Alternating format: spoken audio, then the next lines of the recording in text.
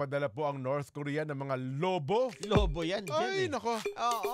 At kumakanta-kanta pa ng Ako ay may lobo, lumipad sa langit, di ko na nakita, pumutok na pala. Ayun. Ang dalay basura, dyan sa South Korea!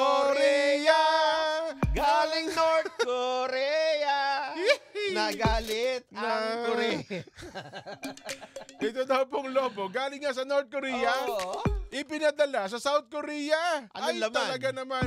Ipinapakita po sa larawang kumalat po sa social media ang puting lobo. Aba, ang dala-dala po yung basura, garbage bag. Pagkatapos ng babala ng North Korea na ito ay magpapaulan. Magpapaulan ng mga bundok ng basura at dumi para parusahan daw po ang Seoul. Napakalinis pa naman Oo. sa Seoul. Dyan, Oo nga. Sinabi ng Joint Chief of Staff ng Seoul na ito ay pinaniniwala ang mga leaflets ng North Korean propaganda na tinukoy sa mga Gyeonggi, Gangwon border area at kumikilos na ang militar patungkol dito.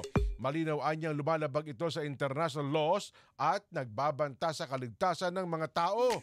Noong Martes ng gabi, naglabas ang Gyeonggi province ng isang text message alert na sa mga residente, nagsasabing iwasan daw po mga aktibidad sa labas at iulat ang military bases ang mga bagay mula sa North Korea kapag natukoy na.